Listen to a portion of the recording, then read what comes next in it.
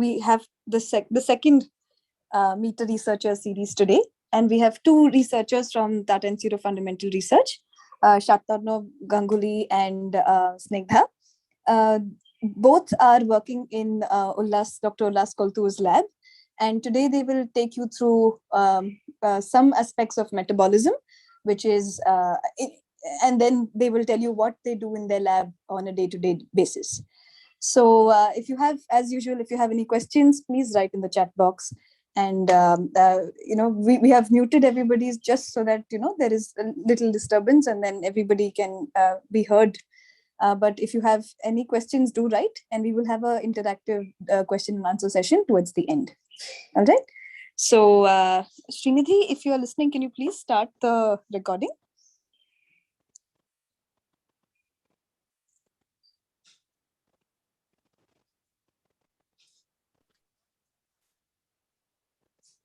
Great. So yeah, so again, welcome to the second series of Meta Researcher. And we have two biologists from TIFR, Shatarno and Snigdha, and they will take you through their work and will discuss what they do in the lab. Over to you guys. Thank you, Chandrika, for the introduction. So good afternoon and welcome to the talk. Now, like Chandrika told, we are students in Professor Ullas Koltur's lab, and we work on metabolism. What is metabolism? I will talk about that. But before I start the talk, if you have any questions during any point, or if you're not understanding anything, please don't hesitate to write in the chat box and ask questions. And also for the teachers and Chandrika, if you think that something needs more explanation or something is not clear, please let us know so we can explain better. So I will start with the talk now. So metabolism, basically in the lab, we try to understand that the food we eat, the diet we take, what happens to it once it goes into our body? How do we get energy from it? How do we utilize it? Okay, so let's start by understanding first what is the path followed by the food that goes inside our body. Now, this is a diagram that I've taken from your 10th standard textbooks. So I'll briefly explain it for the 8th and 9th standard students, sorry. So once we eat the food, through our mouth, there is a salivary gland which produces amylase, which breaks down food, which starts breaking down the food. Then it is sent through your food pipe, the esophagus. Then after that, which goes to the stomach, and then your small and large intestine, where the food is completely broken down and taken up by the cells, and then given to the rest of the organs and your in the body. And whatever is waste is thrown out of the body. So I have a quick question for you all here. What do you think that the food we eat is composed of? I'm sure you all must have heard of some nutrients or something, right? You can all just write in the chat box if you know. What nutrients are there in food? What different types of components are there, if you know?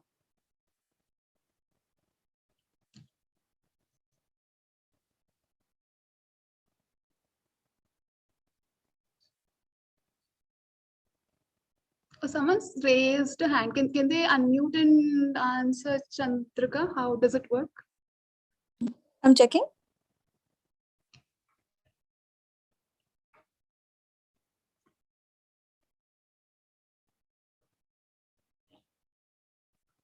I think they're writing in the chat box. Oh, okay, sure. Carbon compounds, yes, that's good. Anything else? You can also repeat the question once.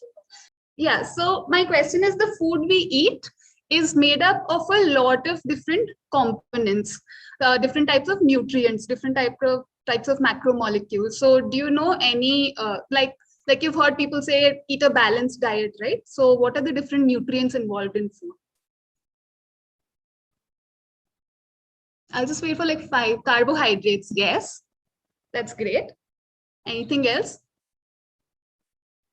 Carbohydrates, fibers, yes. Vitamins, that's great.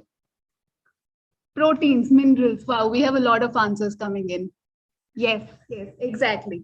That's amazing.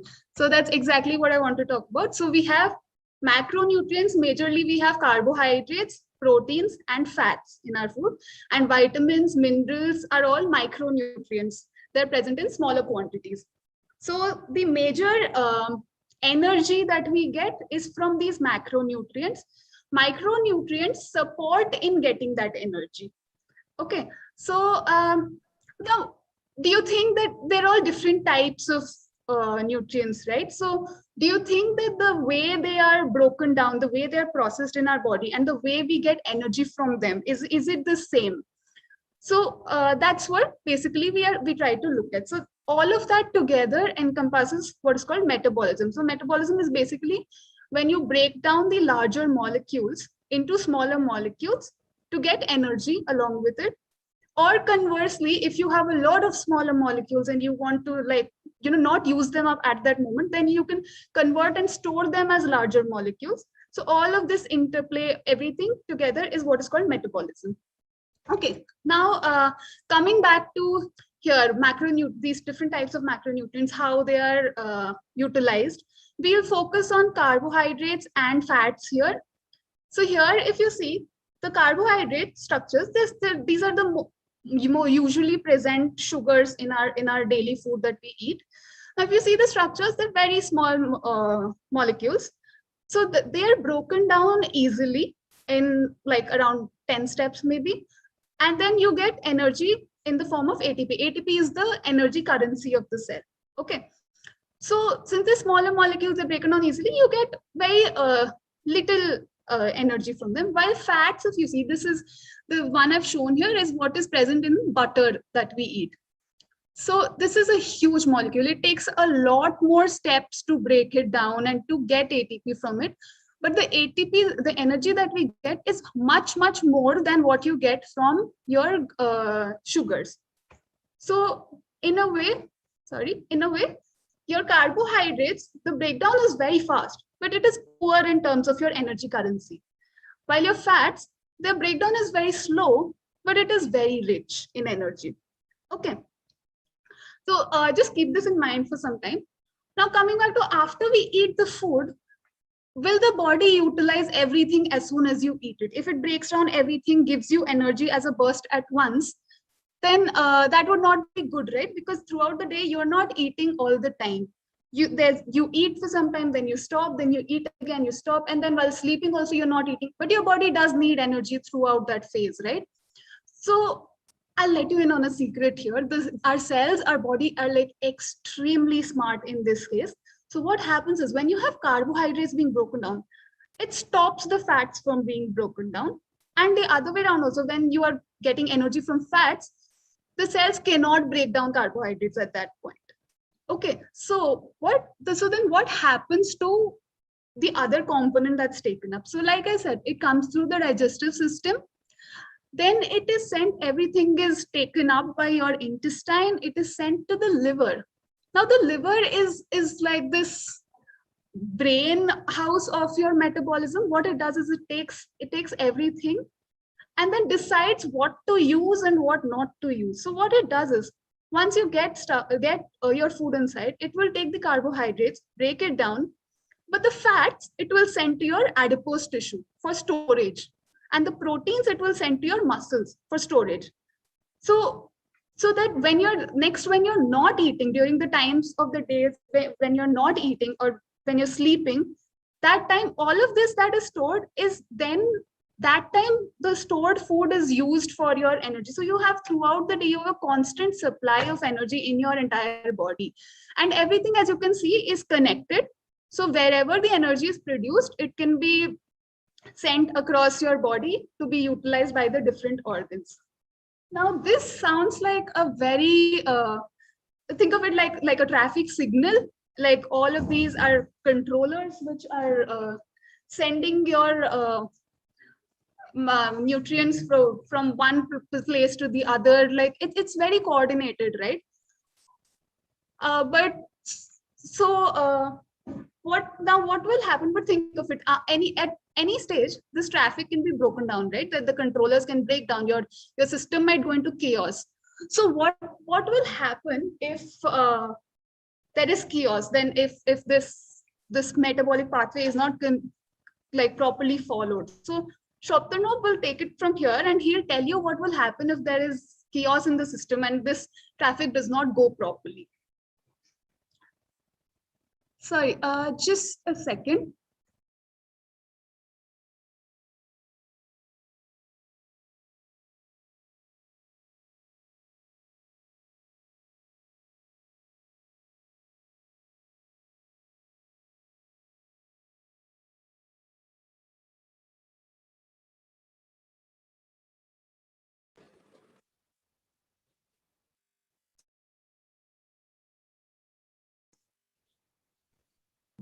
So, hi everyone, good afternoon. This is Shoptar now, and I hope I'm audible to you. So, Snigdha has talked about and explained to you all beautifully how what we do with the food that enters our system and how we utilize the nutrients so that it's beneficial for our whole body. So, as you must have realized that even from this diagram you can see it's the metabolic pathways. There is not one single reaction, there are multiple ones of them, and it's like a very busy road, multiple busy roads where traffic is going on continuously. It's a very busy road. So there needs to be some tight regulation so that you don't, like, if you just consider a normal busy road, you don't want to have any car accidents, or you don't want the traffic to be collapsing if there's some car suddenly breaking down in the middle of the street. So all of this actually needs very tight regulation. All of these needs to be like a very well-oiled machine. So that's what in essentiality metabolism is. And as is obvious, you can imagine that when there is some sort of hurdles occurring along the way, if there are some problems that the body is encountering in terms of these metabolic reactions, it will be problematic for us. So you've learned about these difficult concepts of food utilization and nutrient uptake. These are big, heavy concepts, right? So let me switch gears. And before I move on to what actually happens in the body if these pathways are getting disturbed, let me switch gears and take you through a very popular story. So, one second.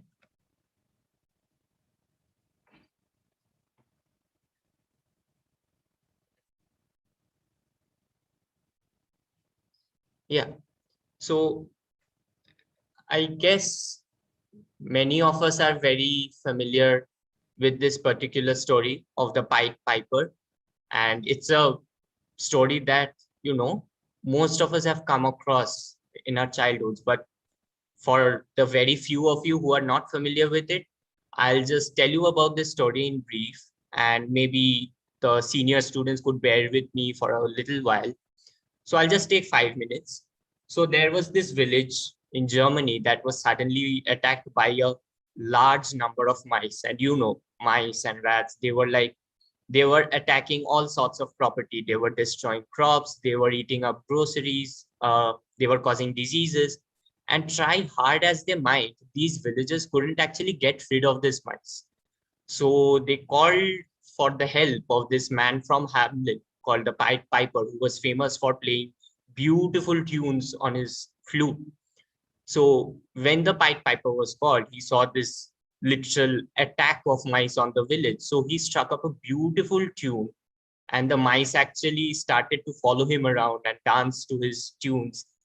And cunningly, the Pied Piper actually led these uh, mice to the edge of a river where they were dancing, and they fell off the bank and they drowned in the river. And the village was safe from these mice. But once this was done, the villagers actually refused to pay the Pied Piper. And, none of us would think that that is just. So the Pied Piper, when he realized that the villagers were being unjust to him, so he struck up a different tune. And now instead of the mice, it was the children of the villagers that started dancing to his music and were being led off by him. So the villagers now realized that, their children were in danger. They had to do something. So they quickly said sorry to the Pied Piper. They gave him what payment he deserved, and that's the end of the story. But now you might be wondering, of all the stories that we have ever come across for so many years, why would I select this particular story of the Pied Piper? So if you consider, the Pied Piper is not actually what the Pied Piper did in the story is not very different from what all of these metabolic reactions, the metabolism that Snigdha mentioned. Uh, these two are not very different, and let me convince you how. Is that when you take care of yourself, you take proper healthy food at the right times, you do your exercises regularly, you go to sleep at the proper time, do a little bit of Facebook, but not a lot of it, but you go to bed at a proper time, wake up early, your metabolism will take care of you beautifully. It will ensure that your body functions like a well-oiled machine. And this concept of body functioning in a proper manner, that is what we call as physiology.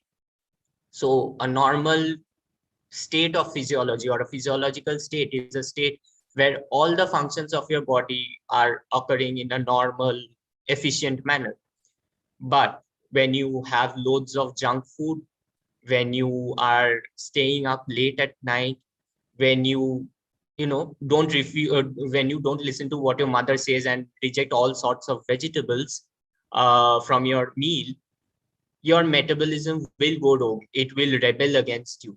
So, and that is equally harmful, because once the metabolism, your metabolic reactions go bad, then all sorts of disease will be caused in your body. And that is actually a very serious issue that we try to address in the lab, because that's what makes this metabolic reactions so important, because these are a set of multiple reactions which all together maintain the fact that your body should function properly.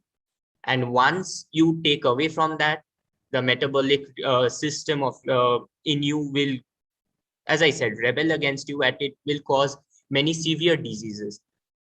A few of them I'll be discussing with you, which I think most of us are familiar with it in today's world. So the first one is something called obesity. So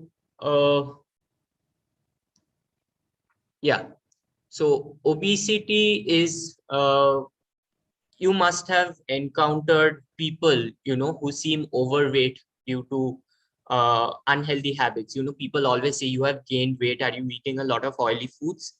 So, and you have people going to the doctors for that. They say that, we are gaining weight too much. What can we do? And the doctor usually says, avoid oily food, avoid junk food.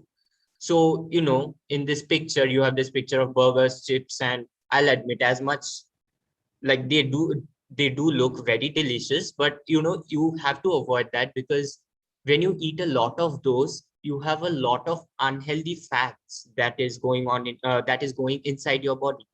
And as Snigdha said, when there's a lot of nutrients in your body, the body will use some, but it will store the others. But at a time when you take all of these oily foods, the body is left to handle with a large amount of fats, and it has no other option but to store it. And storing it in their organs, mainly like liver, it it causes harm to you, because when you store lots and lots of fats in the liver, and different organs, you end up gaining weight, which is unhealthy. And it also causes injury to your tissues. Like, if you are not familiar with the term tissues, it's basically a collection of similar type of cells.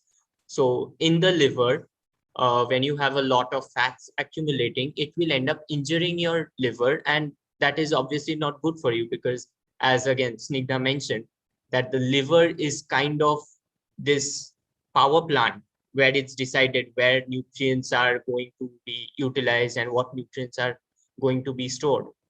So, there's an age-old saying that we are all familiar with, that too much of anything is good for nothing, and all these junk food and the unhealthy fats that you take in with them, that's not an exception. Similar sort of problems can be caused when you take in like similar sort of foods can also give you something called the diabetes, which also is very common. So most of you might have heard something called insulin. And to briefly explain what insulin is, think of glucose, which is a carbohydrate, the major carbohydrate in your body. Think of it as a broken down car in the middle of the road.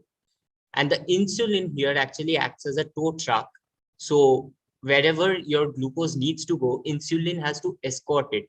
And where it escorts the glucose is the different cells of your body in the different parts of your body. So when somehow, the car is already broken down, it needs to depend on the tow truck to go to the different destinations. But what would happen if the tow truck itself is broken down or the tow truck doesn't arrive to the scene at all? So you can imagine, if you think of insulin, if somehow insulin itself is not working, and or somehow there is less amount of insulin in the body, uh, your glucose will not be able to reach the different parts of your body, the different organs. And as a result, the different organs will not be able to get the sufficient amount of energy. So in this case, what you end up is with a lot of glucose, a lot of carbohydrates in your blood. And that is not beneficial. And that is what we refer to commonly as a high blood glucose, high blood sugar level, which is a telltale symptom of diabetic patients. They often say that we have the high blood glucose, we are suffering from sugar. So this is what diabetes is, and this is caused mainly because this metabolic pathway, which is dedicated to extracting energy from carbohydrates, that gets hindered. So, and I don't need to tell you separately, you all know that diabetes is a very, very prevalent and very serious issue of this world. Like, so many people are affected with it. And, nowadays, a few senior members of our families are often commonly found to be affected with this.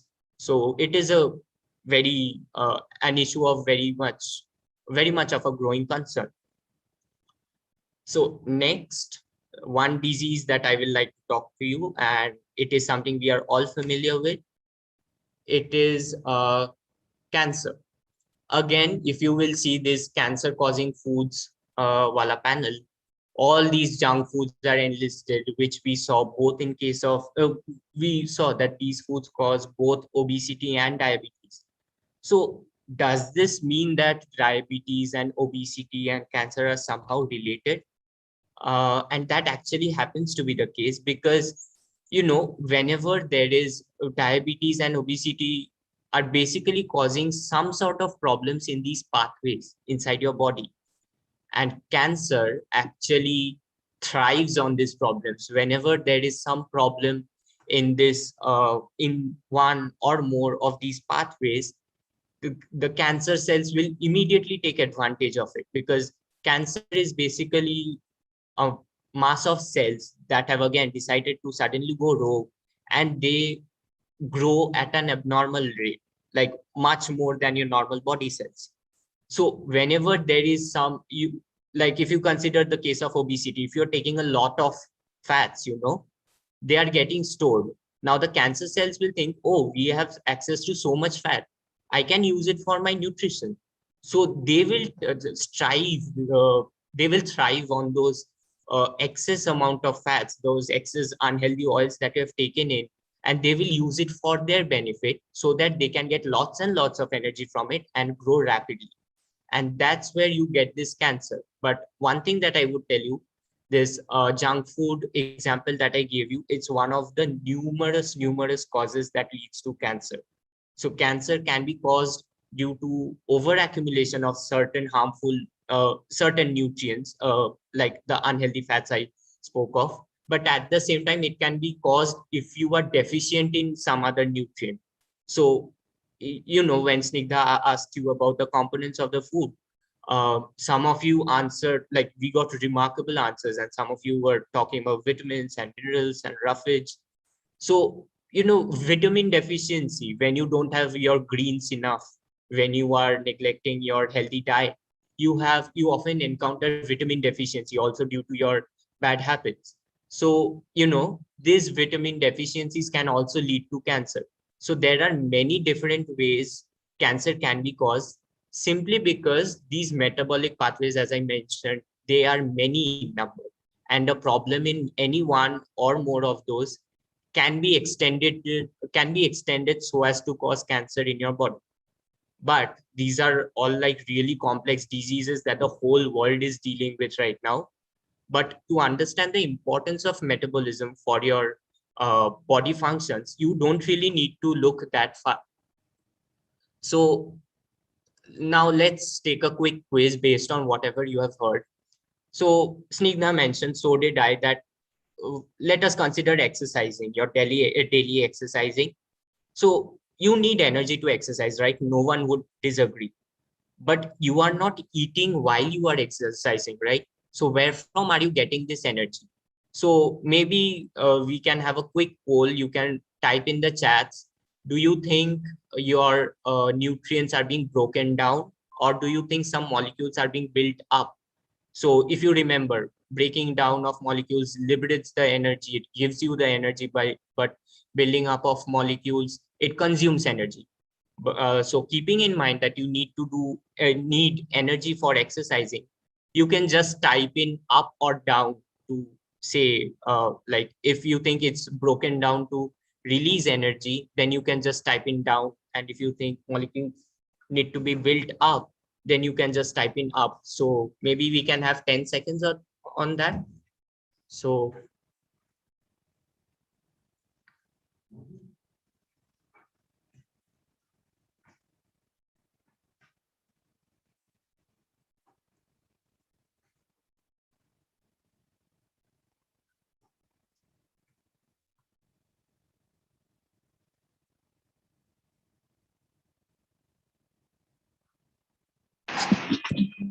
Can you maybe also repeat the question? yeah. So what I'm saying is, while you are exercising, you need energy, and nobody would deserve. You need a lot of energy to do your exercise. So, but when you are exercising, when you're in the gym or when you're doing yoga, suppose you are not eating at the same time. You're not holding a piece of bread on your right hand and a dumbbell on your left hand. You don't do that. So where from are you getting the energy so that you can do your exercise? So do you think it's breaking down of molecules so that you get energy, or do you think it's building up of some molecules? What is happening?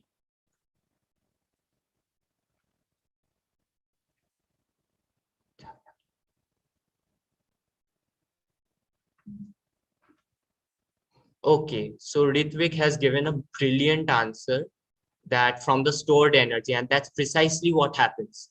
Whatever Snigdha told, that the nutrients are getting stored, this storehouse of nutrients is what helps you during your exercise. They are being broken down, they are releasing the energy, and that's what powers you to go through the exercise. Now let's go to the second example that all of us relate with very well. Maybe you're in the second or third period of your class. You had your breakfast in the morning. You were chatting with your friends before your teacher came in.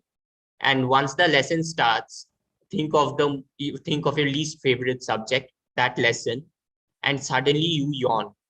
You are not sleepy, you are not doing some exercise, or you're not tired. Then why do you have to suddenly yawn during your class? So this is a bit of a twisted logic, but I'll try my best to explain it to you. So what happens is that you think that you are bored and you can't follow, but there is someone who is doing a lot of exercise, a lot of work during this time. So that happens to be your brain. Now, whenever you're in a boring class, you can follow the lesson.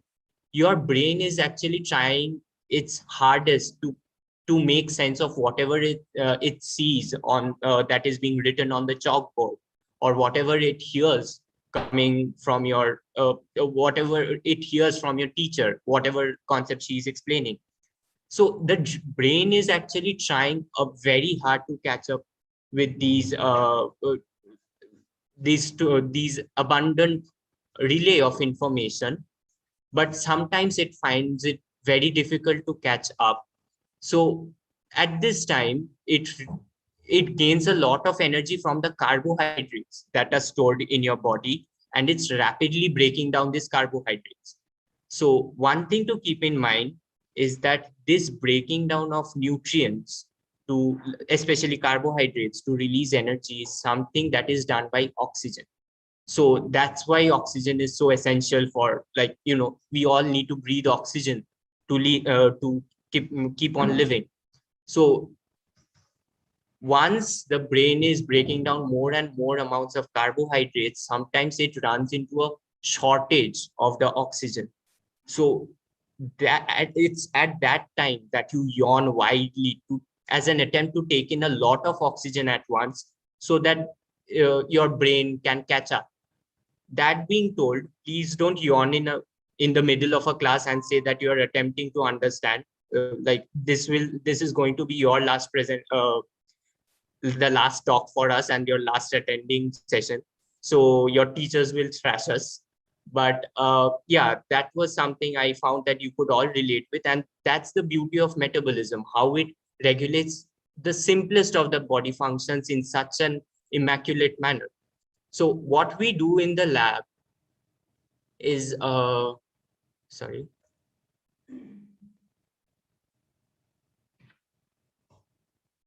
I seem to have frozen.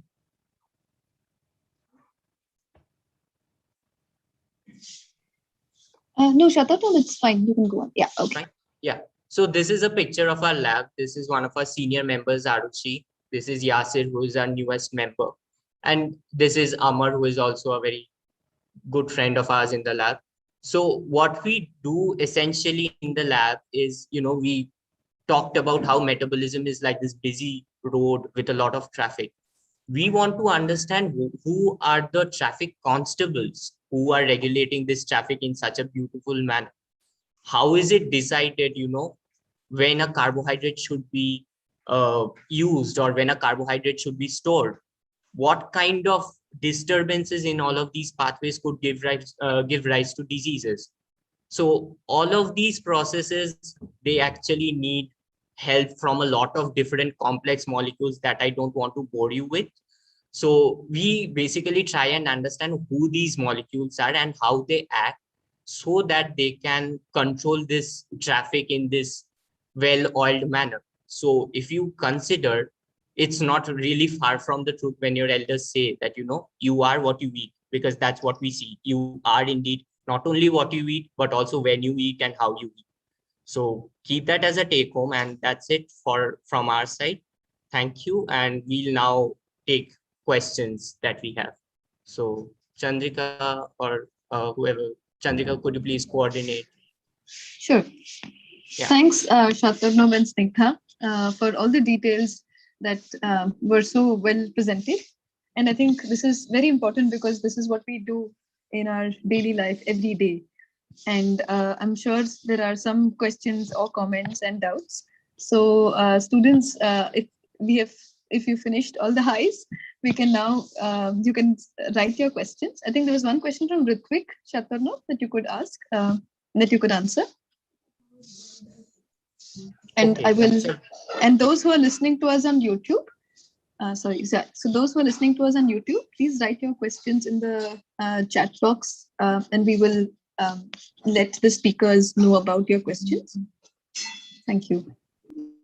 Okay, so Ritvik, that's a great question. But one thing to keep in mind is that we are not talking about just daily 2 slices of bread that you take in, or 4. We are talking if you have excess amounts of bread, and uh, sometimes when you're I talked about insulin and stuff, when you have some problems in the metabolic pathways, even something as simple as bread, that will cause problems, because that will lead to the accumulation of excess amounts of carbohydrates. So that can be used by your cancer cells as sources of energy to keep on growing abnormally. And that's essentially what cancer is, your abnormal growth of cells.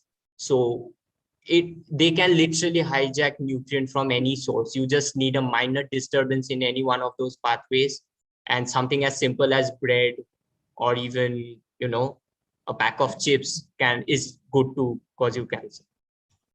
So yeah.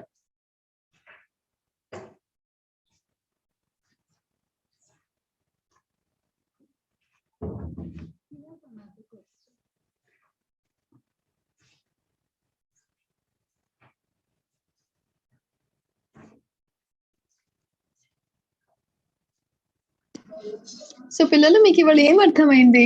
ఇవాళ అందరు చెప్పారు కదా. So what did you all understand? Can you maybe tell us? If anybody wants to raise their hand and share, then we can also unmute you.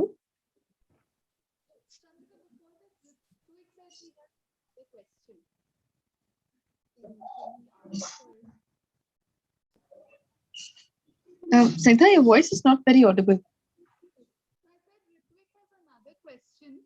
And Yeah. just a second. Go. Which will become as hungry as the people. Also, Ritvik, are you talking about when you go to, if you're not feeling hungry, you go to a doctor and they prescribe you something? Is that what you're talking about?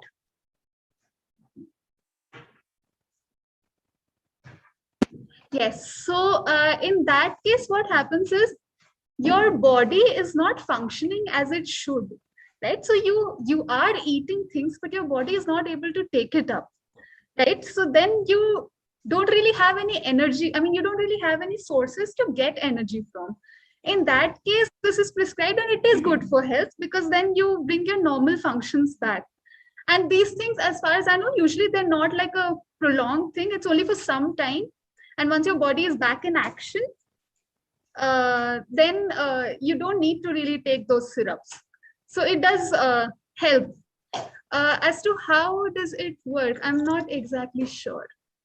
I will have to go back and check about this, Ritvik. I'm not really sure. I'm sorry. Ma'am, is it good for health? It is good for health in the sense it does rectify, it does correct what has gone wrong. But it should not, obviously, we should not be dependent on it completely. So it is given only for a short period of time. It's sort of like when you have a cold, they give you some tablet for the cold, right? It's something like that only. Okay, ma'am. Thank you.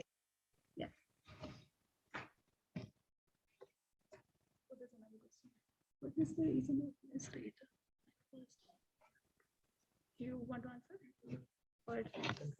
Oh, so You can read the question and then answer for the benefit of everybody. sure. So the question is, what is the reason of less rate of metabolism even if you're following healthy habits? So one thing that we did not talk about it during the talk is, so we just focused on the food that we eat. Another thing that matters is the genetics, which is slightly difficult to go into, but then you almost, I mean, I'm sure Anand maybe talked about it, wherein you have your DNA from which your proteins are formed, right?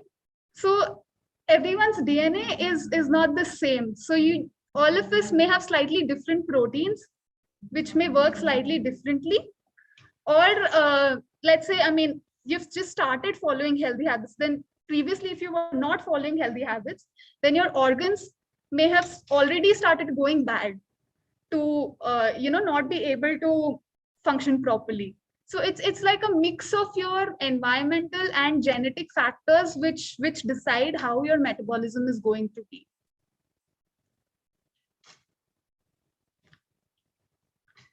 Does stress impact your metabolism? Excellent question. Yes, it does, definitely. It is if you're really stressed, like let's say, I mean, the simplest example is you're standing. What if, let's say, a lion comes right in front of you? You have this fight or flight response is what it's called, right? In that case, you have a spike of glucose in your body, like your body tries to bring out a lot of the carbon source so that your organs can take it up and produce more energy. So yes, stress does accrue in small time frames. Also, stress impacts at a longer time frame. If this continues for long, it sort of how do I put it? It rewires, it sort of changes your metabolism to make that thing permanent, which is not good. So these are great questions. Thank you so much. Snigdha, can you spend a minute on the fight or flight? It may not be known to all. Oh, yes. I am sorry. I didn't realize that. But so fight or flight is basically when you're put in a sudden situation, in a maybe a scary situation, a stressful thing, or anything where you don't exactly know what to do. your brain starts to like go into an overdrive. Then it has to make a choice, right? Like, what do I do now? I am in this situation. What do I do? So then it comes up with either like two scenarios. Either you can fight the situation, you face it and do something about the situation, or you run away from it. That's called the flight. So it's the fight or flight which comes up when you're like in extreme situations where you have no idea what you're going to do. Like you've never faced it before. And one thing to note for, which is something really special about this fight or flight system, this response, is that not only does it cause change to your metabolic system, but it is also a very important manner in which certain nutrients are directed to certain specific organs. So, when you are uh, when you are really afraid, there's using Snigdha's example, there's a lion in front of you. The brain will act so that, there's more glucose going to your leg muscle so that you can run away very fast. And when you are in a situation like that, you will find that your mouth is going dry because now lesser amount of energy is being supplied to your mouth, and most of them are being directed to your legs. So that's how it changes your metabolic processes. Like, it goes haywire. Stress affects it really, really badly. So there's one more question. Why consanguineous marriages affect the newborn? Consanguineous marriages are basically marriages between related people, right? Between cousins, siblings, something like that.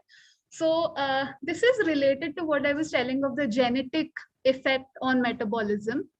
Now, in a consanguineous marriage, if let's say in the family you have a gene which gives a protein which does not function properly, which is not perfect, then if during that marriage you would have that gene amplified, you would have that response amplified.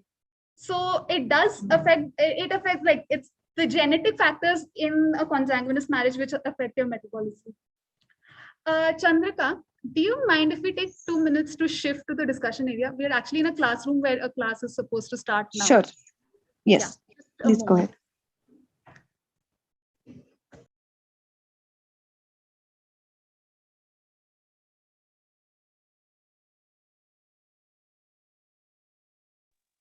So in the meanwhile, if anybody wants to ask a question, you can also raise your hands and we will unmute you so that you can ask your questions, or if you want to type it, that is also fine. So we will wait 1 minute because they are changing the classrooms.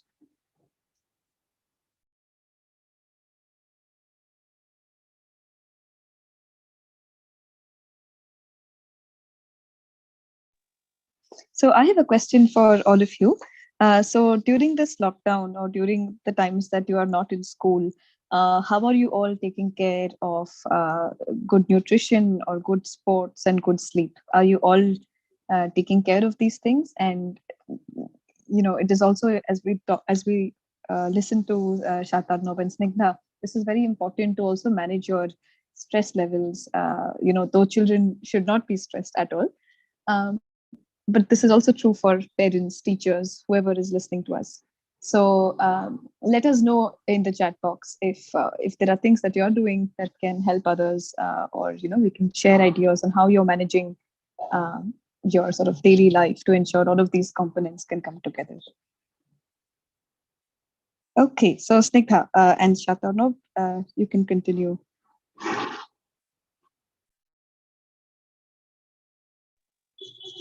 I think you're on mute.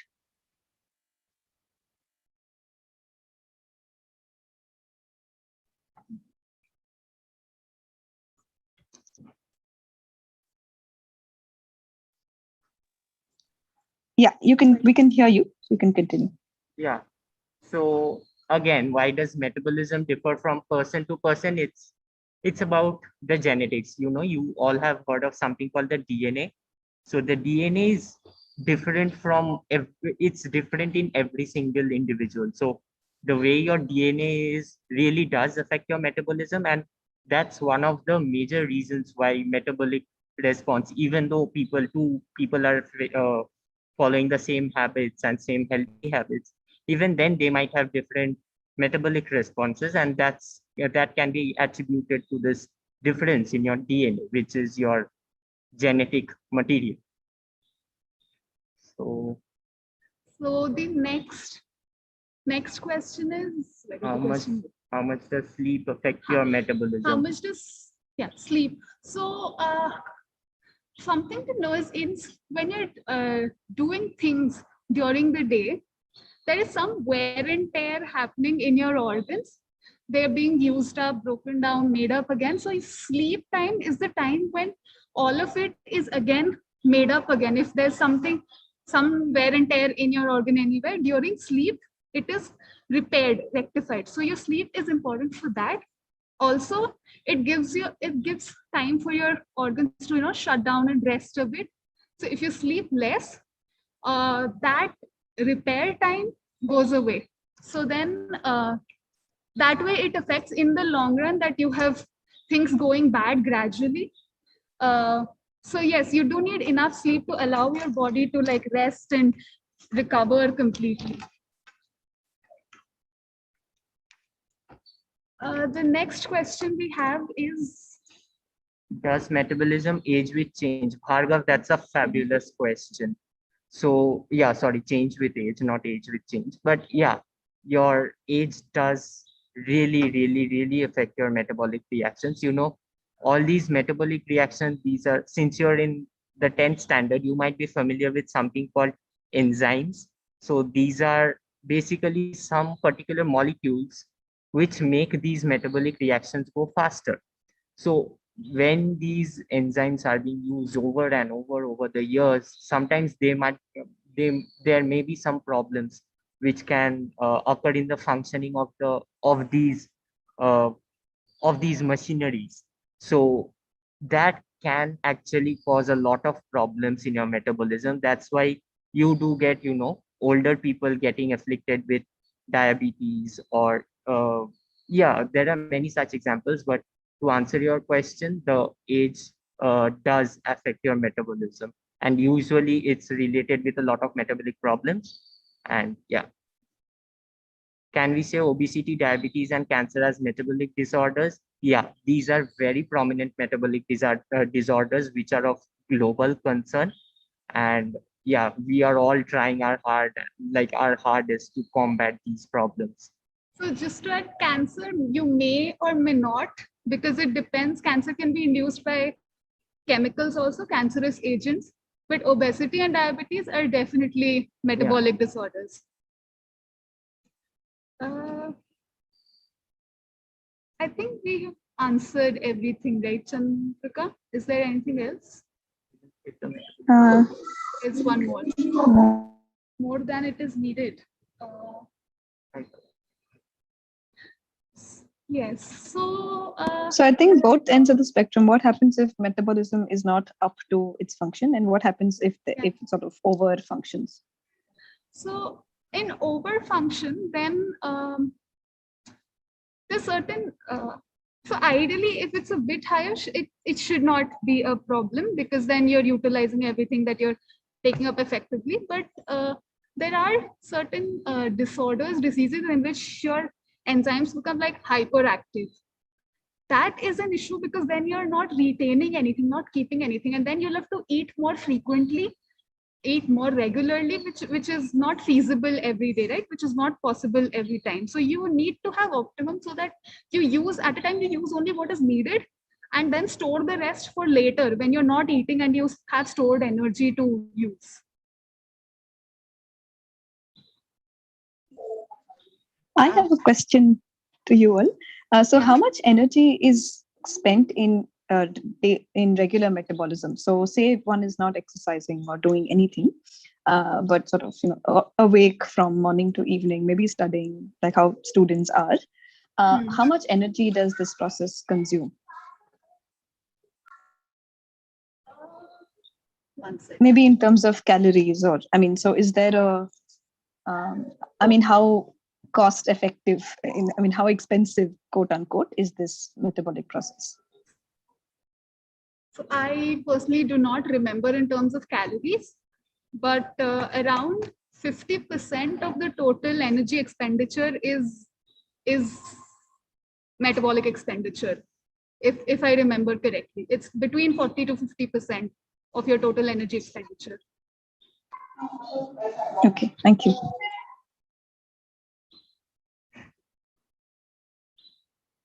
Yeah, so there's a comment from Sudha. So Sudha, you are absolutely right in concluding, in getting that conclusion that age is a very valid and major factor that controls your metabolic changes and the rate of your metabolic reactions, along with genetics and food habits. So genetics, very important, food habits, very important, age also very important when it comes to metabolism. So in fact, right now there's a lot of research going on getting sort of some medicines which can improve these enzymes or these pathways so that with age they don't go bad. That's an active area of research. Day-to-day life.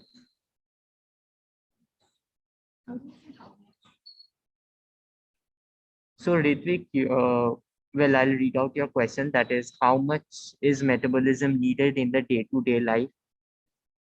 That's a very relevant question, but it's very difficult to put a number on it. You know, the diagram we saw for the different organs, you know, it's like a really network of many different processes, and they need to work together in a very ordered fashion, you know.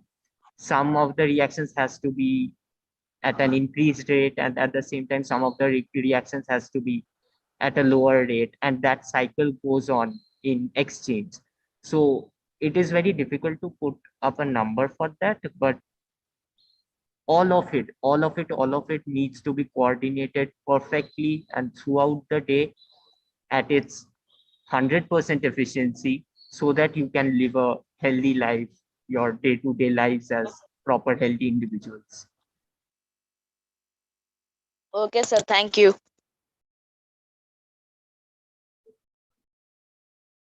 So I guess there are no more questions. Anyone else? Any Okay. other questions? Yeah, there were actually no questions also from YouTube. So again, one last call out to anybody who is watching us on YouTube. If you have any questions, you can please mention in the live chat box and we will convey to Shatarnov and Snigdha. We'll wait for a minute and then we can close the session.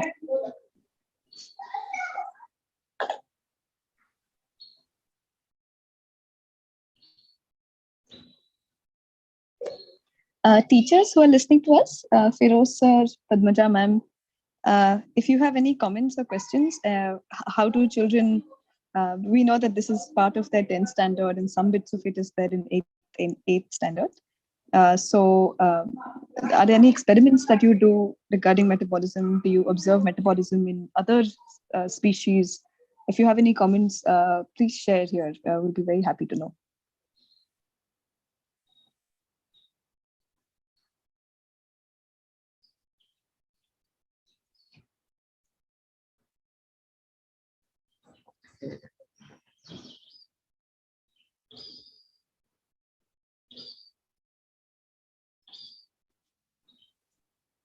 All right. So if there are no further questions or comments, let's thank Shatarnov and Snigdha for their time, effort, and sort of sharing this insight with us. So thank you, both of you again. Sorry, there's one question coming in from Sudha, just we were thinking, and maybe it's relevant. Can you please check it out? Yeah. Okay. So Sudha, the metabolic pathways, the enzymes and everything are the same in a child or in an adult. So there's no difference in that. It's just a child is much more active. The rates are higher in children. With age, they decline. but the pathways, the reactions are similar. There's the same. There's not much difference. Is metabolism present in babies? Yes, the metabolism, these reactions drive not only your activities, but also your life as a whole. These reactions are needed for every living organism, not only humans, even plants and bacteria and fungi. Every living organism has to depend on these uh, uh, metabolic reactions. So babies, children, adults, all have metabolic reactions, but their rates, their efficiencies, this is what varies across age. So what is the percentage of oxygen used in metabolic process? So actually, oxygen, the major part of oxygen that you breathe in, its major purpose is to break down these complex nutrients such as carbohydrates and derive the energy from it. So you can say almost all of the oxygen is needed for that purpose only. And that's where, that's where I can also say, I can repeat my previous point that it is metabolic reactions are needed for life to be sustained. So, and that's why oxygen also becomes so necessary for you to actually be alive. Oxygen actually serves to get you energy from whatever food you consume. So, yeah.